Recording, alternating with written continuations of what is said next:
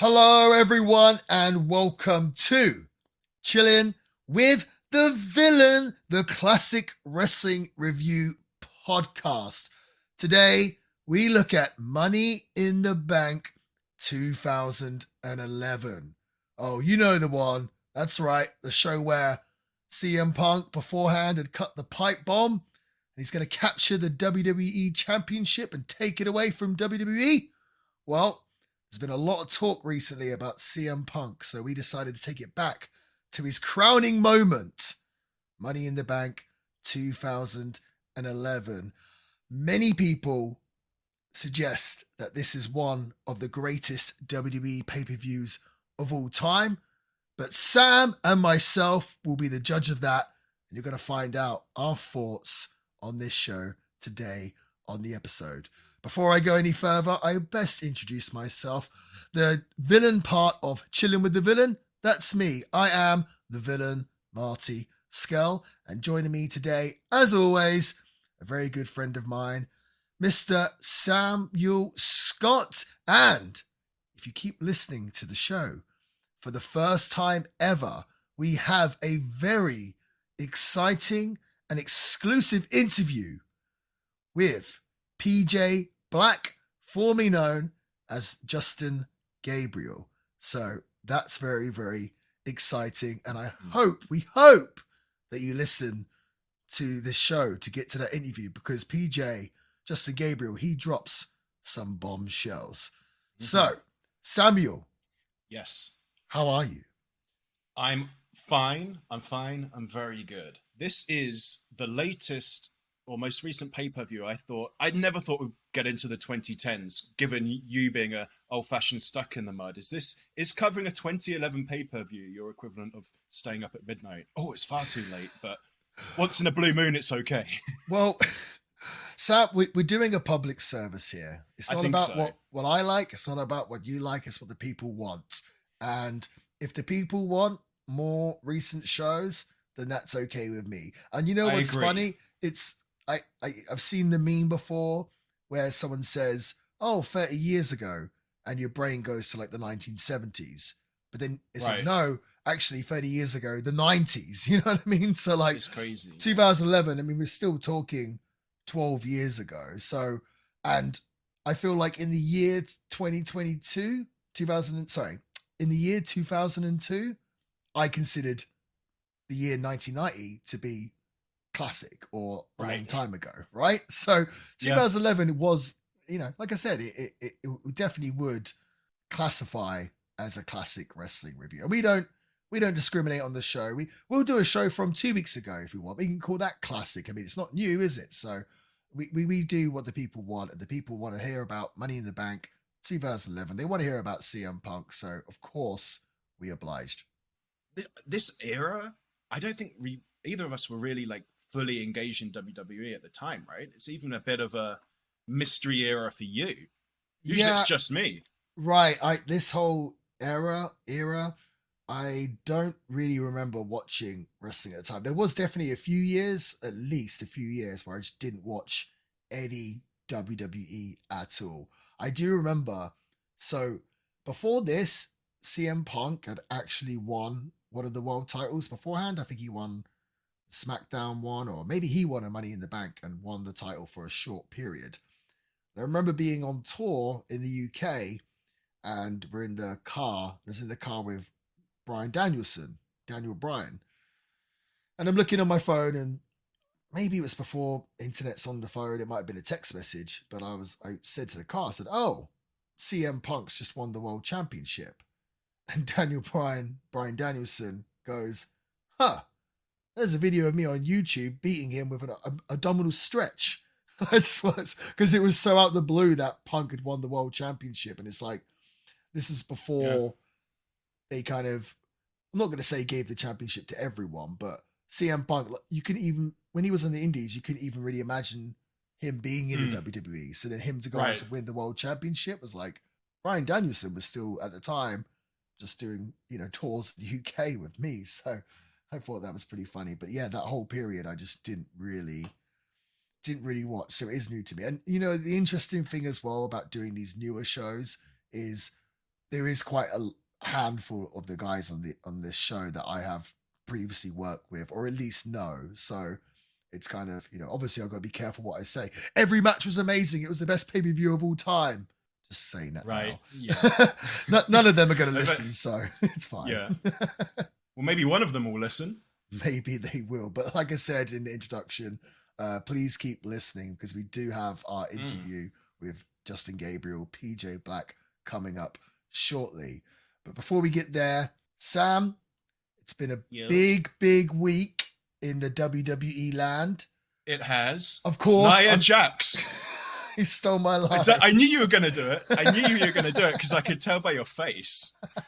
I knew it. Nia Jax has returned to WWE. In all honesty, I feel like Nia Jax gets a lot of undeserved hate online. I do like. Well, first of all, she returned to absolutely no fanfare apart from me. I feel like if you watch it, which I felt like was a shame. But yeah, I don't really understand the hate that she gets. Is it so she's known as an unsafe worker? Is that right? Is that the crux of it all, or that's what the internet has decided? I assume, like, I think there's been a few times, maybe more. I don't know. I don't really follow it, where someone's got hurt in a match with her. Mm-hmm. But I think people forget this happens all the time in wrestling, and most likely their favorite wrestler has probably hurt a whole bunch of people by accident, obviously. And I'm assuming she's never intentionally hurt anyone. Right. I just think the a lot of times, like, the people online, they'll kind of choose who to kind of attack for that and who is safe, if that makes sense. But for whatever reason, Nia Jax has been a heel the most of her run. She's probably said something before online what the people didn't like, so then it's like, you're an unsafe worker. I don't know if that's true. I would assume if you ask the majority of the people she works with, I don't think they would say she was an unsafe worker. Again, I could be wrong. I think if she was like legitimately an unsafe worker, she probably wouldn't be hired if that was the case. It's also kind of in a unique position when she first came to the scene, right? Because it's like, okay, you're green as grass, but we're going to throw you out there as like a formidable force. So like, how did like, it's kind of, the odds are stacked against her in that way. But yeah, well, I think she's awesome. I don't really have too much of an opinion either way. I think she's good at what she does. What people need to remember is, okay, maybe she's not having the 5-star matches that you enjoy, but you got to remember there's a whole big audience that watches the WWE. And I think if a kid's watching that and they're watching their favorite women's wrestler, and now she's got to take on this monster Nia Jax, to them that's very impressionable, and that probably leaves a massive. Or even if their favorite wrestler is Rhea Ripley, who is big and jacked, but now she's at risk because this big monster Nia Jax has attacked her. Like, you're gonna hit something in this younger audience, I think, that aren't just watching it to review the work rate, if that makes sense. So I agree. We kind of joked about big news, but no, I'm definitely not a Nia Jax hater, and I like I said, I think if she generally was an unsafe worker, I don't think the WWE would have her employed. So I think it's a little unfair, personally. I agree, yeah, for sure. I mean, of course, what about the real big news? I was just going to say, should we move on to the actual news? Well, so this purchase of the WWE from Endeavor, who own the UFC, this news came about quite a while ago now, but I guess this week it's become official. And the big thing for Raw this week was, it's going to be the last Raw that was fully owned by the McMahon family. And the reports is what Endeavor bought the WWE now for, what was it, $9.3 billion? Something like that. Which is crazy when you think about it, because Vince McMahon Jr., Vincent Kenny McMahon, bought the WWF, it was the WWF, from his father, Vince McMahon Sr., for $1 million back in, the early 80s, whatever it was. So he made a bit of a profit on that. I think he did. I think he did. Two things about this that benefit me very well. It was very kind of them to call it TKO after my favorite move. The Do new you think company. The second thing, about Mark Merrow? oh yeah, it's very kind to him as well. And the second thing is, it was very nice of Vince in his swan song to give me Nia Jax back. So this week I'm really happy. Two great bits of news. So that I put out on Yeah, the Villain Pod Instagram. I asked people to send questions in this week, and we do a have lot of them are about. yeah. We had so many questions, and honestly, we really have time to pick a few. But I do appreciate everyone's questions, and if I don't answer them this week, maybe next week. But or I just answer them on the Instagram. But we did get a couple of questions regarding this purchase of the WWE from Endeavor and becoming the stock TKO along with the UFC. Sam, can you pull those questions up for me? Yeah, for sure. So OHMSS62, I just got it, on Her Majesty's Secret Service. We have a James Bond fan. Thoughts on how TKO will influence the future of WWE? And J Romero 23, very similar questions, so we'll put them together. Do you guys think with the merger of WWE and UFC, we will see more TV 14 style stuff? So, thoughts on how TKO will influence the future of the WWE? That I really don't know. I will say this: when Endeavor purchased UFC, it it wasn't like an instant thing where they changed stuff with the company overnight. It was kind of like a gradual thing.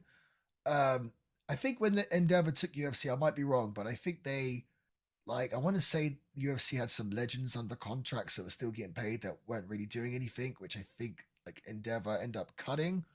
Maybe that could happen with WWE. I don't know. Honestly, it's too hard to say.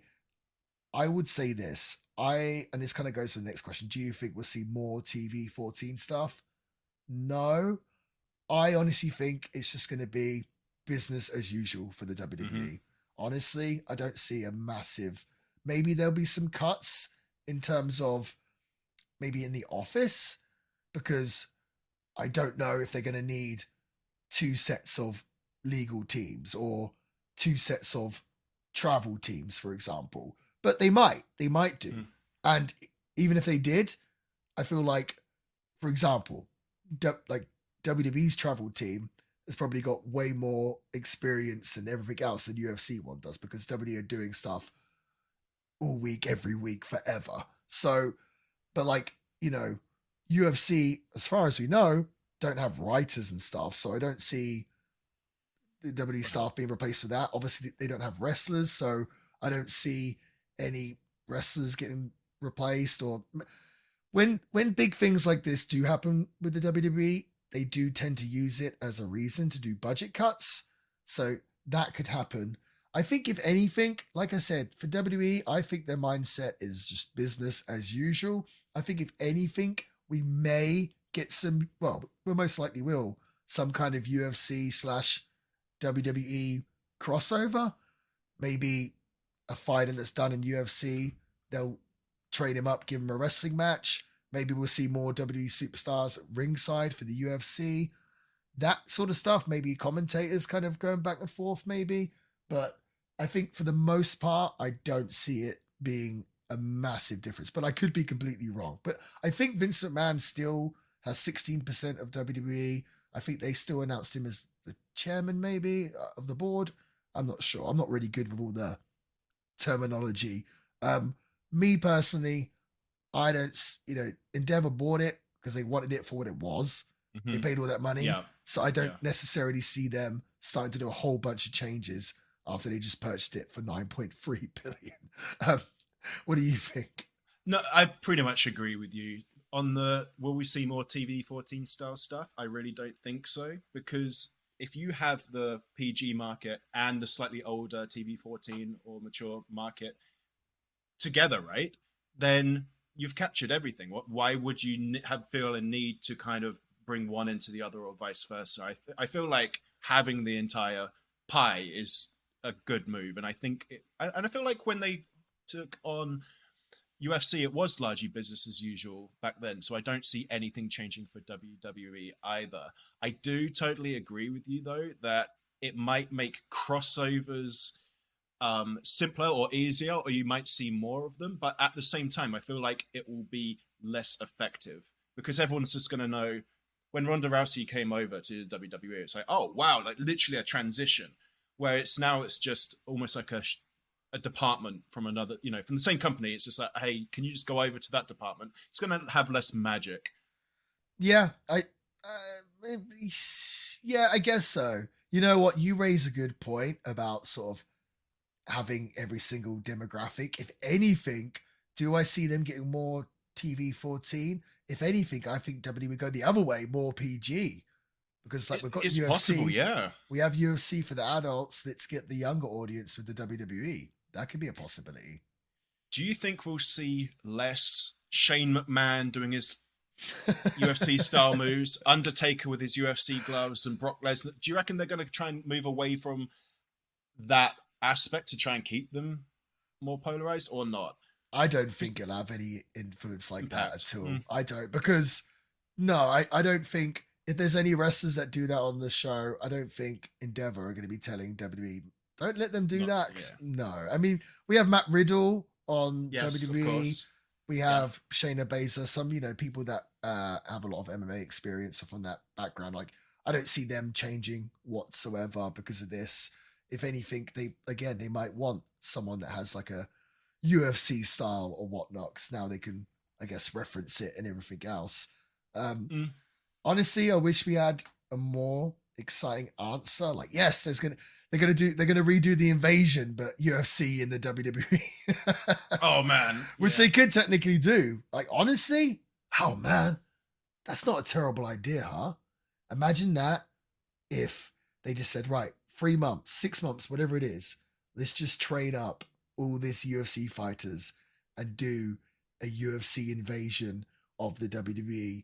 It would probably do amazing, amazing numbers. That being said, I think ultimately, what everyone wants to see is Conor McGregor in WWE. And I, for one, think that would be amazing. And I think that would be record business. I actually feel like each separate camp or fan. I mean, there's people who like wrestling who don't like UFC, and people who like UFC and don't like wrestling. Of course. I think they will be happy with business as usual. You've got your thing, we've got ours. Let's just keep it how it is. I think I would be happy with that as well. Yeah. Although, having said that, your idea for an invasion would just be insane.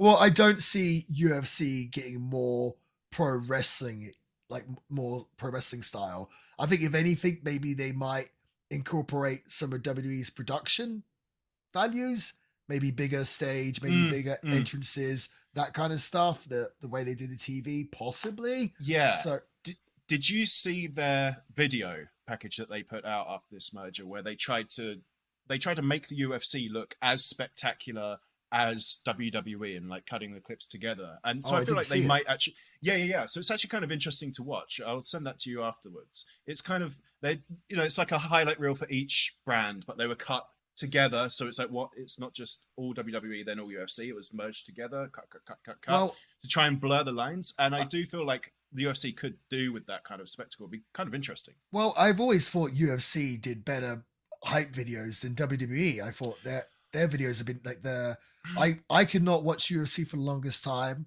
Put on the show, they do one of their video packages. I'm like, oh, I want to see this fight. I think they do a really good job. I do have quite a few friends in the WWE production team. Like, it'd be interesting to speak to them and be like, yeah, have you been given any UFC assignments? But I really don't think it's that type of merger, if that makes sense. I think it's going to be kept separately. I do. Business as usual. It's nice for us to fantasize and everything else, but I still don't really know, why do you think Vince wanted to sell the company anyway? So he's got two choices: selling the company and enjoying the fruits of his labor, as he's now, however old he is. He's probably the world's oldest man. We'll have to call Guinness Book and find out. The world's oldest man. But or he could just continue what he's doing, keep it in the fact. Well, I know it's still a publicly traded company, but maybe he feels like it just requires more corporate insight to for him to feel comfortable moving it on. That's what I would imagine. Hmm. What about you? Yeah, I really don't. I really don't We know. don't know. Yeah, Because, like you said, enjoy the fruits of his labor, but I don't think Vince can. he's not a retiring kind of put his feet No, up. I Yeah, think he's enjoying himself is working, and I'm sure he's going to right. continue working until his last days on Earth. I'm I sure, reckon. and Yeah. I don't know. Maybe it was one of those things where he just wanted to show that he was super successful in business. Be like, well, look, I sold a company for 9.3 billion. Like, I don't know. I've never met him. I don't know him, so I can't answer. But it is interesting, and I think, like I said, the internet was making it out to be like, oh, the end of an era and all this kind of stuff. I don't really Mm-mm. think they looked at it that way. I think it's just No. kind of it is what it is. Do you know what I mean? Yeah, yeah. And so many companies have a merger where you wouldn't even, as the end consumer, wouldn't even know. So, like, I think Dr. Pepper and Keurig had a merger. When you drink your Dr. Pepper, you don't feel the effects of that, Right. right? Yeah. This is just because this is one that's in your face because it's something that you watch. People, I guess, feel more worried that, oh, it's going to be this one thing that I watch and this other thing I watch. It's going to affect this. I don't think most mergers even behave like that. I do think it will just be business as usual. I also hope it will be business as usual. I do. I do. So I think we also you picked a couple of the best questions, right, from the Instagram. Yes. Sensational LJ asks you, what was both the hardest and easiest part about booking Ring of Honor while also being an active wrestler? Which I thought was a great question. Hmm. So I think what was the hardest and easiest part? So because I was an active wrestler. So yeah, the easiest. It's actually a really easy question to answer. The easiest part was that I wrestled with all the guys and I knew everyone's strengths and everyone's weaknesses, and I knew it from a worker's perspective. So I knew, okay, this guy's going to give me a really good opening match, or this guy's going to work really well with this guy, or I know what this guy's like. He likes doing these style of matches. I'm going to put him in that. So knowing the talent really well, I think that helped out a lot. And plus, as well, me finding talent was pretty easy because I could when I was working for Ring of Honor, I'd still do international tours and do independence and whatnot. So I can go to other places and work with other wrestlers. And it's like I would work with them, see how they are in the ring, but also see where their head was at, what their attitude is like, Mm. how easy are they to work with, and everything else. So all that stuff, I think, made it. That was like the easy part. Do you know what I mean? Like that's where being an active wrestler was a strength. Absolutely, I think. And I think there's a difference as well for the wrestlers knowing like, oh, there's Marty, someone that we all know, we've worked with, one of the boys, as they call it, um, maybe is much more approachable than just a guy in a suit or an office guy, if that makes sense as well. So there was definitely some strengths. I guess the hardest part was obviously producing and running shows that I'm wrestling on. So typically, if you look at the time I was booking at Ring of Honor, I typically would wrestle I would try always to put myself in the opening match, which I couldn't always do because obviously it depended on loads of contributing factors and, mainly storyline and everything else. Yeah. But yeah, that was obviously a really hard part. And for me, but honestly, I was in my head, I'm thinking, well, I'll wrestle for however long I can wrestle for, and then I can just transition fully into booking, and Hmm. hopefully I will get to do that one day. Because wrestling on the shows and running them is quite difficult. So obviously I had to delegate a lot of stuff whilst I was sorting myself out. And those days were busy as hell because you're traveling in, all the wrestlers want to talk to you. Like I've got a meet and greet. You're writing the show. You're doing it all. You got to wrestle. You got to get your gear on and plan your own match. All this stuff. It was pretty intense, but I loved it. And obviously the listeners to the show know I'm obsessed with wrestling. So that for me was just a bloody good time. But no, good question. Thank you, sensational LJ. You know what? I feel like that you being an active wrestler and the booker at the same time is what gives you so much sympathy for Jeff Jarrett in the previous episode. When you were talking about him, I felt like there was something about you in there, you know? Yeah, quite possibly. I Quite reckon, yeah. possibly. Yeah. Yeah. Yeah. And that's another thing as well as a wrestler. I guess this was probably how they wanted me to answer is you're the booker. You can't really push yourself without getting criticism, even though arguably in Ring of Honor, I was the one of, if not the top star. So Mm. that obviously makes things a little bit difficult. But years and years in the territories, it was always the wrestlers that were bookers. You know, most famously Dusty Rhodes and Ric Flair was a booker at one point, and all these different territories where sort of the top wrestler was the booker. It's not like a new thing now in wrestling. It doesn't really happen, but it did happen a Mm. lot back in the territory days. The Mrs. Kate Ray asks, are we going to do a Patreon? And is there any chance of us doing a Marty's Classic Matches episode of the pod? Oh well, you know what? Mrs. Kate Ray. Oh, I know Mrs. Kate Ray. Yes, Yes, she she's loved our Steve Blackman reel. she's frequent on the Instagram. So Mhm. shout out to Kate Ray. Thank you. Do you know what? A classic Marty's classic matches episode would actually be a great idea. It would just be trying to track down all the footage. I guess there's Honor Club, there'd be Ring of Honor stuff. I assume we could find New Japan stuff. PWG, not so sure, but that would actually be a pretty cool episode. I just don't know if I want to subject you, Sam, to an hour or two of my wrestling matches. You Right. get enough of me every week. If it's what the people want, let us know. Right. Then we'll definitely do it. That's a good idea because we're a classic wrestling review podcast, and we've taken the format where we take like one show, but we could do anything like that. We could do a selection of matches. We've had a few fans before suggest like career retrospective episodes, Yeah. which we've been looking Mhm. into. So I'm open to it. Maybe we'll do that. Maybe when there's a special occasion, we'll make it about me. Maybe when it's my birthday or something. And in terms of, are you going to do a Patreon? That's definitely something that we've been looking into and interested in doing. I would really like to do it. We're still kind of getting our feet wet with the podcast and kind of getting the word out there that we have a podcast. So if you're a listener of the show and you enjoy it, please tell your friends about it. We'd really, really appreciate it. Give us a 5-star review, all that jazz. That would just help out greatly. But Immensely. there's so much more content that I would like to make.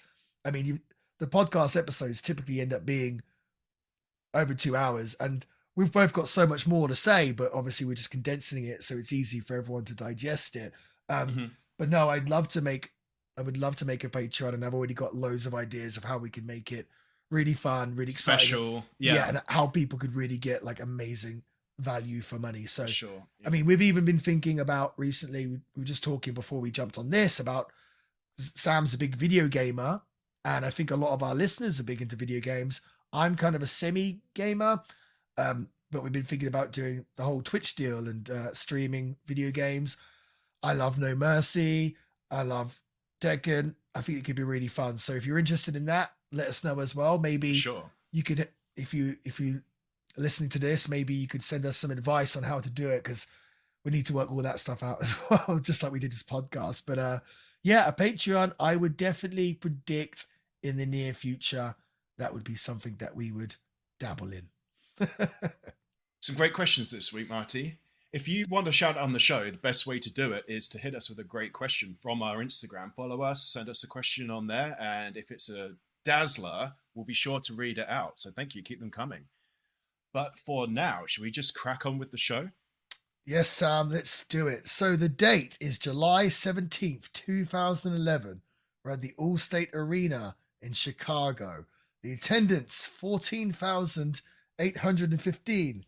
And the buy rate, Sam, what do you think? 2011 money in the Bank. Oh, I feel like people want this. I'm going to say 250,000. You're giving it a little bit too much credit. It got 195,000 buys. So, Okay. but that I think for the time was actually pretty good. I think it was more than the year's previous Money in the Bank and more than the one that would come after it. So, yeah, I mean, you got to remember all the other shows, not all the shows, but a lot of the shows we've been doing have been from the Attitude Era, yeah. peak years. So I think 195,000 was pretty About right. not about right, or a good pay-per-view for like a B pay-per-view, not one of the big Mhm. ones. So of course we're in Chicago. The story here is CM Punk. Mhm. So I don't want to get into the whole thing, but basically CM Punk's contract was about to expire. CM Punk didn't want to sign with the company, and they end up turning the whole thing into a big storyline.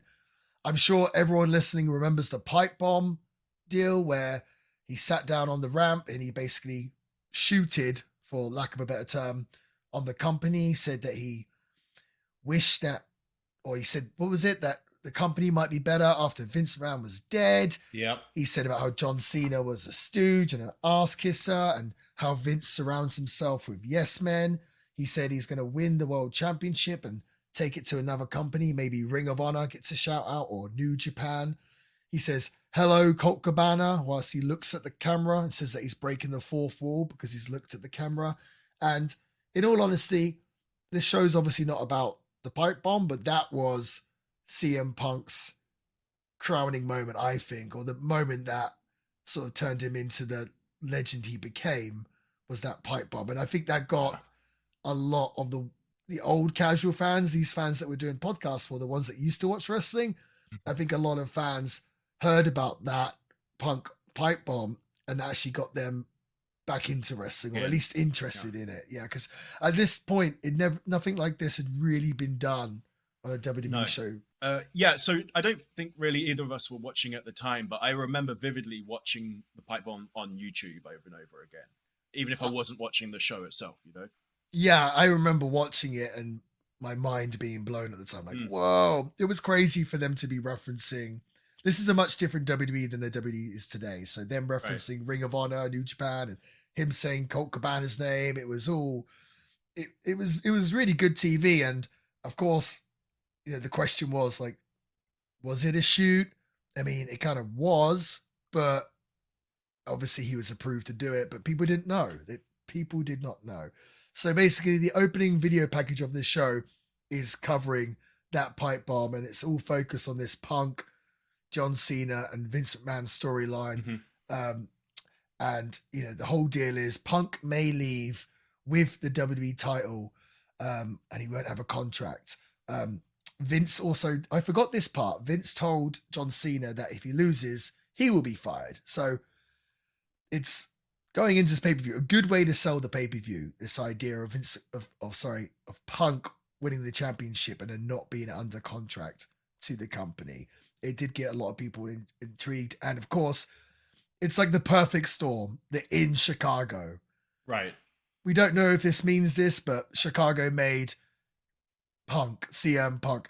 CM Punk's basically, his whole gear is Chicago. He is like Mr. Chicago. So this was just sort of the perfect setting for this whole show to happen. One thing I did find interesting in this video package is Vince McMahon sort of says something along the lines of like, oh, I can't have him walk into another wrestling organization with the WWE belt.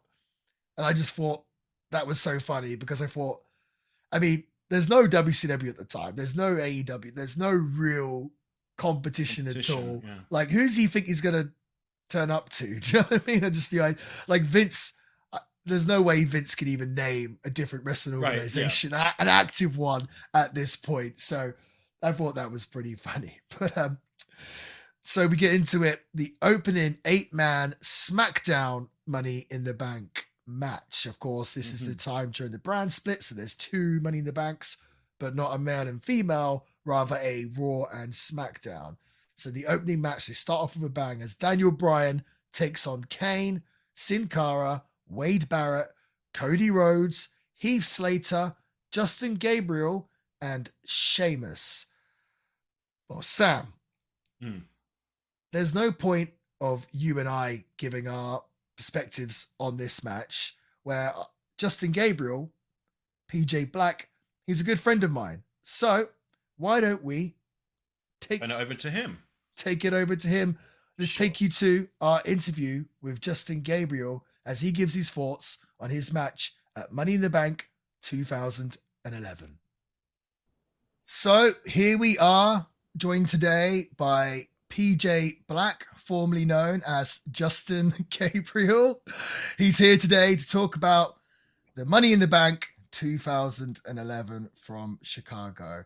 But before we get into that, hello PJ, how you doing? I'm doing good, guys. Thanks for having me. That was Thanks for coming 2011. on. I'm trying to remember that match. I did wonder that. I thought, oh, I'll ask PJ what he thought of the match. And I was like, would he even remember this match? But we've watched it, so we're going to be able to prompt Prime you with and good everything questions, else. hopefully. And everything else. I guess my first question. So this sort of Money in the Bank match, I mean, they used to do it at WrestleMania, then they turned it into a whole pay-per-view. I feel like knowing you and obviously watching you wrestle, having wrestled you a bunch of times, like this sort of match seems to fit your style. That being said, do you enjoy these type of matches, or is it something you kind of dread? Or are you like, oh, this is a good chance for me to be creative? Like, Yes, I mean, as wrestlers, we're artists, right? We want to like show off we express ourselves by the stuff we do, and this is a perfect match where we can like come up with all kinds of crazy stuff that you can't come up with in a normal match. I love matches like this. Obviously, or I used to, not so much anymore as I get older. It was tough in that controlled environment. You know what it's like at TV, right? That you're limited of things you can do. You can pitch all these things, and they might go with some of them. I remember pitching hundreds of different spots, and we ended up going with one or two, and it has to make sense, right? You got to, because how many guys are on there? Eight. How many guys? Eight guys, yeah. 8 guys, and they all have spots, so we got to try and make it all work. So it's a very unique concept, and it was a fun time. Well, because there's a lot of big hitters in this match. I think Kane's in the match, Sheamus, Wade Barrett, your boy Heath's in the match, Daniel Bryan, a whole bunch of guys. This is a question that I was going to ask. You said about it being like a controlled environment. This might be a bit too inside baseball, but can you remember about with the WWE, how do they make you put a match together like this? Are they making you do like rehearsals during the week, or is it a case of on the day you're there, or?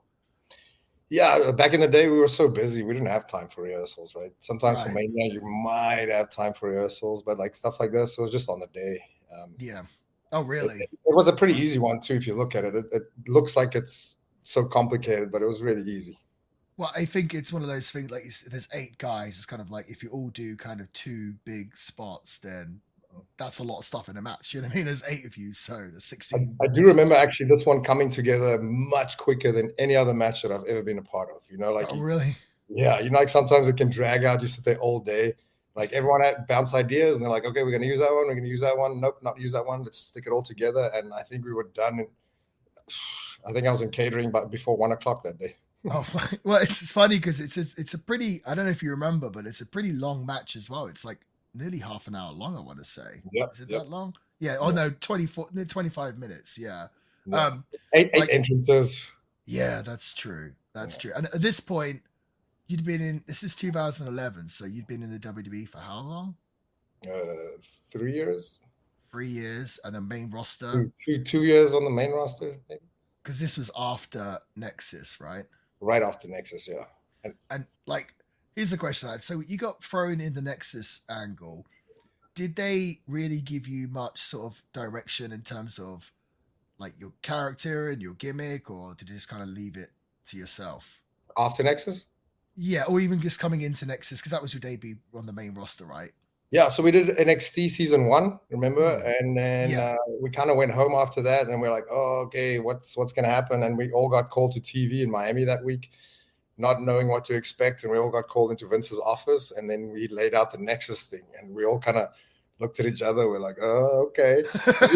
In wrestling, what's old is new, and what's new is old. Everything is just recycled. So you can usually go back to a storyline or era or something similar and kind of get notes and ideas from that and work off that. But there was nothing to look back at this except for like NWO stuff. But we're rookies, so we're not really like NWO or like a faction like DX.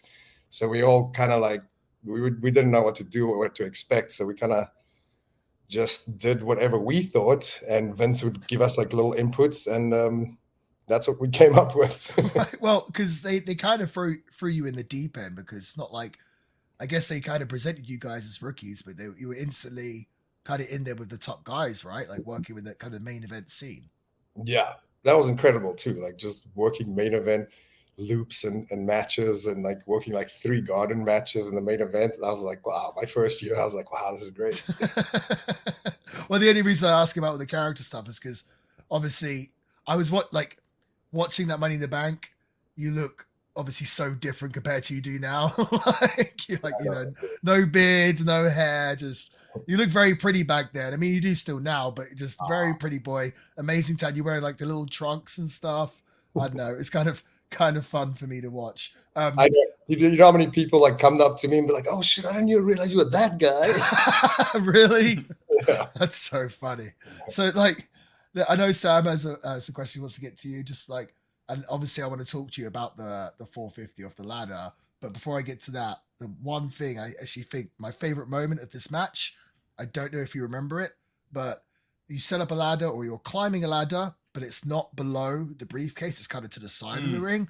So you have the ladder and you start to like hop and jump kind of towards the middle. I thought that was tremendous. Thank you. I actually had a really cool spot because I can hop all kinds of stuff and I can do 360s with a ladder. I was going to do a whole thing, like a sequence, I guess, but it got kiboshed. I would have I wanted to see more because you started hopping and like the crowd starts reacting and I think someone comes and drop kicks you off. I'm like, no, that could have been great. Do you know what I mean? Like, I'll still do that. Next one I do of those. Yeah. I haven't seen anyone do it yet. It's all the hopping experience from being the bunny rabbit. Huh? Exactly. Sam, you had some questions, right? Yeah, so this pay-per-view was like hot out of the gate. Many times on the show when we review a pay-per-view, it's really important for me as a viewer for the first match of the night to be a banger, because I just feel like it kind of sets the tone, right? Many times we've watched something and the first match of the night has been a dud, and then we're just kind of soured, even regardless of what happens next. Does that mindset transfer over to you as a performer as well? Did that ever cross your mind? That your actions are going to be the first thing that people see on this night? Yep. And it's a subconscious thing for people who haven't been in the business for that long. But I mean, you know, I run shows too. If you're a promoter, one of the first things you do, you book 2 main events. One is the main event and one is the opener, because it sets the pace for the whole day. And the shows where you said that it was a dud, sometimes it can just be like the match, there was no chemistry, or maybe it was something completely wrongly booked, or maybe they had no other choice. But usually you'll see if you go to a WWE live event, they'll start off with a bang every single time. Yeah. I think if you're a wrestler, it's funny because I think the old sort of perspective was, I want to be in the main event. And I feel like this generation is like, I just want to be on first, be the first match. Yeah. I mean, it is the most fun. Think about it, bro. Like, it's the most fun. I love being on first. Put me on first every night of the week. The audience have to be like fresh as well, right? They're energetic, ready to go. Totally. And they always are. Like, you know, when we do those WWE tours, like around the world, like some places have been wrestling for so long. So that first match is very crucial, you know. I was telling you guys earlier off air, like I was in Jamaica last week, and it was the first time in like 50 years they had matches. So, you know, they've never seen like bumping and stuff. So like the first match goes on and they were hot, but until that first bump happened, they exploded. So you're always trying to like structure the match slightly different when you're in that first match too. Well, I think it's also worth noting, I don't want to tread on Sam's toes because I think I know one of his questions, but not only are you on first, because obviously when you're on wrestling shows, you're constantly trying to follow the previous matches, but there's also, I don't know if you remember this, PJ, but there's also another Money in the Bank match on this show. Sam, you had a question about that, right? Yeah, so I just think that you're in a unique position on this pay-per-view in that you're the only match that has a direct competitor, in that there's another Money in the Bank ladder match later on, but for Raw. Is there a level of like competitiveness there? Even doesn't even have to be like overt, but even just like inside yourself, being like, oh, as long as I'm better than the other match, like what goes on in your mind with something like that? Massively. Even especially back then, I remember we were all not fighting, but we were like, ours is going to be so much better than yours. Like, right. Yeah. That's so the one thing I touched up on, like, just for anyone that hasn't seen this show or hasn't seen it in a long time, there's a spot in the match where me try and describe this best, or maybe you could describe it, PJ. I'm not sure, but basically, you have a ladder which is flat on top of the top rope, kind of laid in the out corner. horizontally. Yeah. Yeah, and then you stand on the ladder, which is impressive in itself, Right. and then hit the 450 off the ladder and sort of picture perfect hit it. It looked like it should be a complete disaster to do. And it's funny because I know later in the show, Matt Seidel or Evan Bourne does like a shooting star off a ladder. And I think people, I know that got like replayed and maybe added into like the hype videos and stuff. But to me, I thought like this 450 off the ladder on top of the ropes was like by far the most dangerous spot and just the most impressive that you actually managed to pull it off, because you stood there and it's WWE is not cables either, it's ropes, so you're like bouncing on the spot as it is anyway before you hit the 450. Like, what do you remember about that? I mean, it was actually 100 times more difficult than it looked. No, it looked so difficult. Yeah. It was incredibly difficult. And the hardest part, I mean, it wasn't so much the bouncy, it was getting my feet right. I kind of used the bounce to my advantage. That's why I kind of like went with it. The hardest thing was there was a ladder there and there was something there. So I had a limited space to move in. Because usually with a 450, you can either go up and then come down, or if I want to make it impactful, I can kind of just whip my body around and make the splash. But I couldn't do that, right? So you can see if you look at the replay too, like I go really slow and I do it way different, and I move at an angle too. It was kind of like doing it in a confined space. Like I don't know if they say that on commentary or when I got to the back, but I remember someone saying, "Wow, that's like doing a 450 in a phone booth." Right? Yeah, I just don't understand. Like, I feel like even if the ladder was like stuck to the ropes, it would still be hard. But the fact that it's just lent on there, I just don't understand how the ladder didn't sweep from underneath you. You know? Yeah. I mean, I also made it dramatic and made it look like I was unstable. I did that on purpose. Like I think I practiced it one time because Kane wasn't sure. He took it right. He wasn't sure. He was like, "Oh, I don't know. Just don't kill me." And I was like, "Swip out the crash pad. I'll put it there." And I kind of just stood on it and I did it in the ring. And then he was like, "Oh, okay, cool." And I was like, "Yeah, should be easy." Like, back then when you're young, you have so much confidence. Well, I thought that's the thing that would make me nervous is I've never wrestled with Kane before, but you've got Kane there taking it. Like, were you not worried about killing Kane? I mean, I'm pretty confident in my abilities, like I do this. I've been doing that 450 from different angles. I can hit it anywhere in the ring since I was like 14 years old. I started before that. I started practicing it into the swimming pool, and then I started doing it from the balcony. And my dad lived in a 3-story house, and I started doing it from the roof. Oh no! 50-foot cliffs in Hawaii. Like I have so much control over that. And anything else, not so much, but that thing. Right. Yeah. No, it's funny because I feel like the 450 is one of the more underrated moves in wrestling, because you see a handful of guys do it.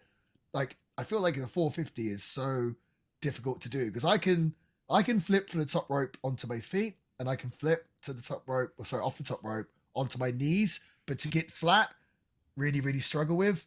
And like having wrestling, I've wrestled you a bunch. Now, I'll be honest with you. So I've took the 450 from you a bunch of times, and you're like a way bigger guy, I think, than people probably give you credit for, mainly because you wrestled in the WWE at the time where everyone was ginormous. So, you're wrestling guys like Kane and Sheamus or whatever. But I do remember specifically one time I was wrestling you, and you giving me the 450, but the springboard version. And I'm just laying there and I'm thinking, oh man, this is going to suck. And you're rotating over, and I just kind of watch your knee just coming towards me, and I'm just laying there praying that it doesn't touch my face. And sure enough, it just goes whoop, right past me. You land on me perfect, no problem at all. But every time I'm just like, oh man, this is scary. Because you see a lot of guys do that. Like, I've never seen you mess up the 450 or hurt anyone with it. And you see quite a lot. You see guys like landing knees heavy on the guy or on the legs or whatever else. So like, you definitely have that down big time. Yeah, it's so weird too, because a lot of people, everyone does it different, and when they do it, it just looks like they like just fall on the guy. Like I try to make it look like a splash, where I like that impact, which I don't know. Maybe it's there's those little things for me that makes it. Yeah, that totally. I do have. I don't know if you remember this, because I assume WWE is quite secretive with their finishes and stuff. So Brian Danielson, he won this match. Do you guys remember when you found that out? Was it like in advance, or did he keep it to last minute, or? Sure, I don't remember that one. It might have been on the day, but like nobody really cared. We were so tired. Like we just worked like 40 shows in a row. Like, we just wanted to go after that. That's so funny. You do that long ass tour, and it's like, oh, we're gonna end the tour with, well, not even ending, but just like a 8-man ladder match. Yep. Here's another. Again, you don't have to answer this, but because I know I don't know how it is now in WWE, but I know back then, obviously the pay-per-view payoffs were kind of a big thing for the guys. You're in the match here. It's a big match, but there's 8 of you. Did you get a good payoff for this? Is it significant, or? Yeah, I got a good check for that. That was back then when the video game checks were pretty big too, and the pay-per-views.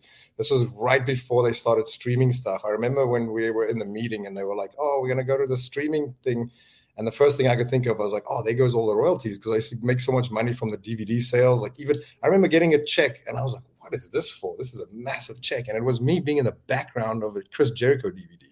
I wasn't even in the DVD. I was in the background. I was like, wow, this is great. And a lot of those royalties kind of went away after this streaming stuff. Do you still get any royalties now from them, or is it just like really significant? I mean, it's minuscule. What's the word? It's minuscule. Because it kind of goes the way down. I think last year that was probably my last one. Gotcha. Yeah. Taking it back to the 450 splash, it was obviously really cool, but it was also kind of in service of the story because you were working on Kane all night, which makes sense because he's like the biggest threat, right? Like literally. So you work on Kane all night. And if you're going to have to take out a big guy like that, he's got to go out in style, right? So it serves the story as well as it being really awesome and flashy. But earlier on and I feel like Marty said, everyone's going to remember the 450 splash, but a lot earlier on in the match, you do the spot where you dive out somersault onto Kane, who's on the outside.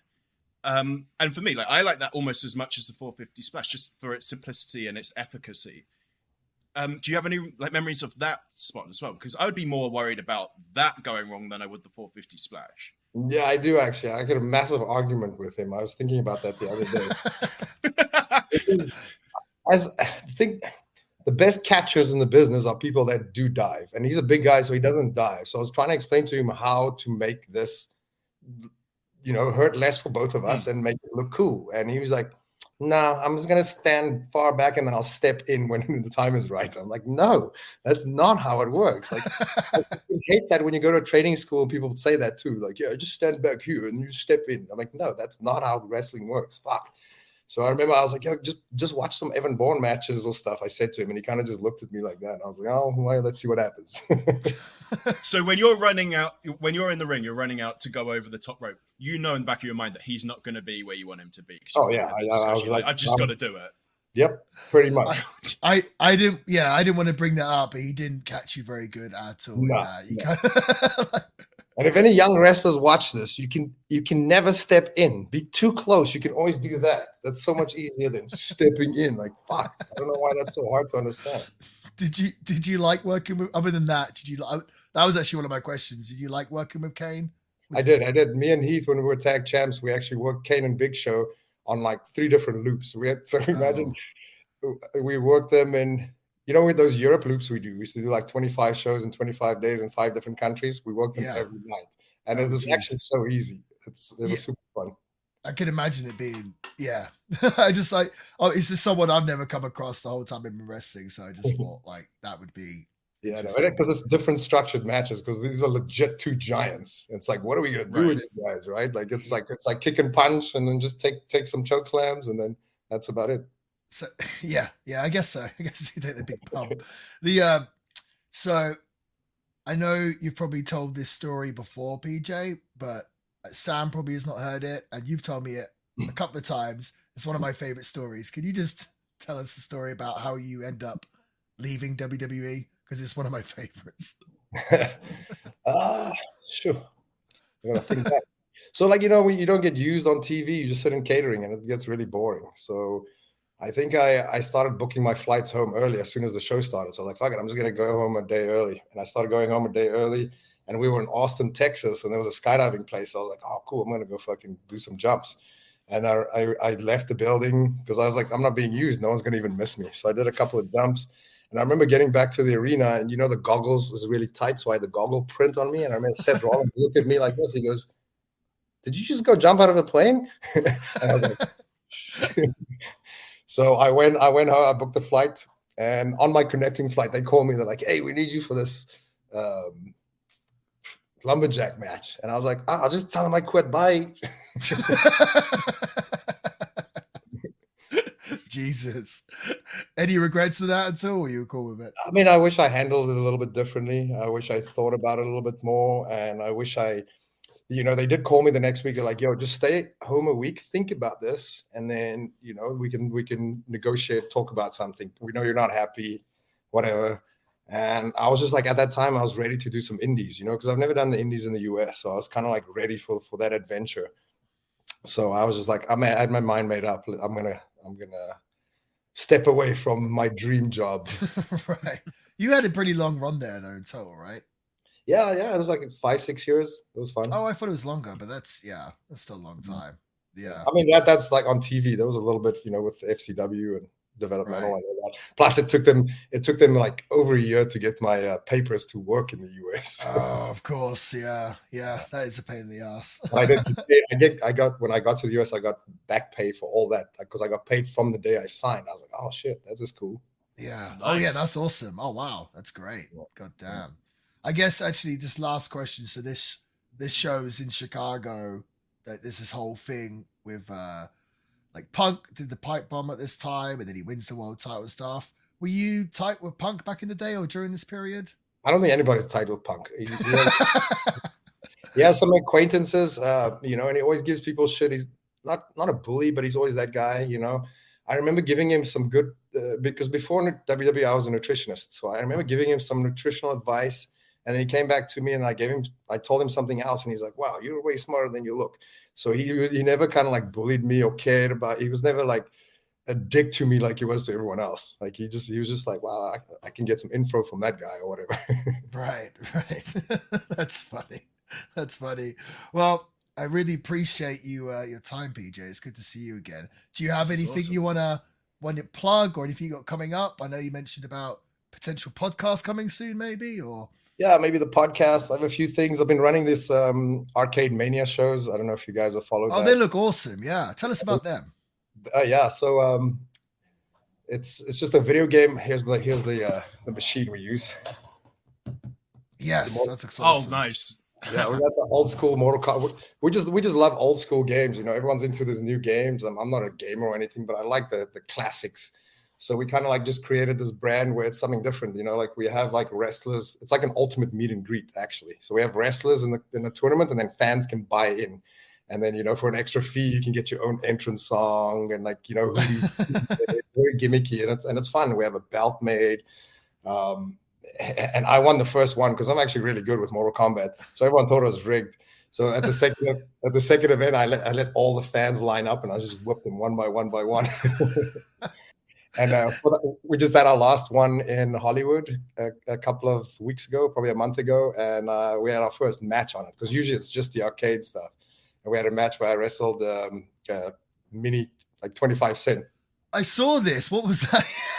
What was that? We were talking about micro wrestling last week on the pod. He's a micro wrestler, right? He's a micro wrestler. Yeah, I dropped the title to him. It was a fun match. I haven't edited the video yet, but I'll upload it soon on my IG. It was a fun one. It was a good one. People were nuts, dude. Like, and we had all these movie props. We had the sugar glass, like whiskey bottles and like guitars and keyboards. It was a fans bring weapons match because it has to match the gimmick of the show, right? So it's 8-bit wrestling. We call it 8-bit wrestling. So people brought in like like Guitar Hero thing, like game controllers for weapons and stuff. It was fun. Damn, I'd love to see that. Yeah, please upload the footage. I'd love to check it out. And because where can we find you on your socials, PJ? IG PJ450. PJBlack.com is the website. I think it might be down right now. I gotta fix that this week. But yeah, I'm pretty active on IG and then also on Twitter. Twitter is Darewolf333. Awesome. Well, PJ, so good to see you again. I miss you. I'm glad you're doing well. Glad to see you doing so well. We're looking as scrumptious as ever, if I say so myself, and muscly as well. What have you not got? You make me jealous. But yeah, it's great to see you. And thank you so much for coming on the pod. We really appreciate it. It was Oh, great. thank you so much for having me. Thank you so much Awesome. for having me, guys. Thank you, PJ. So there we have it. That was our exclusive interview with Dr. PJ Black, formerly known as Justin Gabriel. What a lovely guy, hey, Sam. Yeah, awesome. Really nice guy. Our first interview, he put us at ease. He was very gentle with us. He was very kind. And yeah, that was our first interview on the show. So if you enjoyed that, please let us know and we will try to arrange some more interviews. And I think it's a cool way to incorporate it into the show because yeah, why have us talk about this match when PJ, who was there and did it, could talk about it? I will say this, the Money in the Bank SmackDown was won by Daniel Bryan, for anyone wondering, in 24 minutes and 27 seconds. So moving on, we see the WWE chairman and CEO Vince McMahon and John Laurinaitis. I think this was the kind of first sort of time we started seeing John Laurinaitis on TV as a Vince McMahon stooge, and a lawyer arriving to the building. They said that they've been negotiating with CM Punk. So it's kind of a cool idea that we're getting closer and closer to the match, but they still haven't put ink to paper in terms of securing CM Punk and his services, even though he could win the WWE Championship. Next up, Kelly Kelly, the reigning champion, defeats Brie Bella to retain the Divas Championship in 4 minutes and 54 seconds. Now, first of all, what do you think of the name, just in general, actually, the name Divas to describe the women's wrestlers? Divas is not like, the term diva is not endearing or a way to compliment someone. It's like the opposite, right? Like someone who's hard to work with, right. A bit of a, yeah. And maybe, they just called the whole division Divas. So funny. I do want to talk about the championship belt as well, but you go into your thoughts first, please, Sam. So I haven't really watched much of this era, so it was very interesting to actually see a women's match from like 2011 or that decade, the 2010s. And as first thing I thought of when we went back to it was 2002. You still have like Trish and Victoria. Nowadays, we have what we're lucky enough to have. This was just like this terrible period in between. And no matter what you say about even further back, like the 90s, whether at worst it's misogynist, at best it's slightly tacky, at least there's something to say about it. I just found this era just kind of bizarre. This was what they call like the Diva Search era, where it's weird because in the early 2000s, they made some steps forward with the women's division with the like you said, like Trish, Victoria, Mickie James, Jazz. They brought in some really good women's wrestlers. Then kind of around the mid 2000s, they started to kind of take a step back where they just focus more on the Diva Search winners and everything else. And then, of course, it wasn't until years later with the women's revolution or evolution where they started to kind of move forward again. But yeah, I will say this. The Bella Twins, I actually think, are pretty exceptional in terms of it as an act. Maybe not so here they're still new and green, but what they went on to sort of do and achieve, they became massive stars in WWE, and then they kind of transcended WWE and had successful careers outside of it. And again, like we were saying earlier, not everything on this show is going to be for us. But there was so many fans of, especially female fans of the Bella Twins. So they really kind of put their stamp on the wrestling business. So I never really want to critique them. This match, I don't even know if Kelly Kelly was a wrestler. I think they hired her as a model, then decided to try and teach her how to wrestle. That kind of worked with Trish Stratus. Here, maybe not so much. One of the first things they do is maybe the worst flying head scissors I've ever seen. Maybe It reminded me of the one from the micro match on the TNA show a few weeks ago. But it's funny how often you see flying head scissors being botched, because I find it to be one of the more simple moves in wrestling, but you often see people mess that up. The Divas Championship belt is just like a butterfly. The whole thing at this point, it's kind of like, why are they even doing it? But my biggest takeout from this match is after the match, Brie Bella loses and Nikki Bella is getting on at Brie, giving her a hard time. And she keeps saying, look at her, referring to Kelly. She doesn't even eat. How could you not beat that? She doesn't even eat. How could you not beat that? And literally like an hour later in the show, we see the Bellas in a anti-bullying campaign ads. I thought that was so funny. I'm glad So that you picked funny. up on that. Yeah, Right. it's like, wow, okay. Yeah. Oh man, my biggest takeaway was Kelly's like doing a handstand on the apron, and Brie Bella counters it and pushes her away, and both her kneecaps just crack on the outside floor, and I just thought, oh, I wouldn't want to take that spot, to her credit.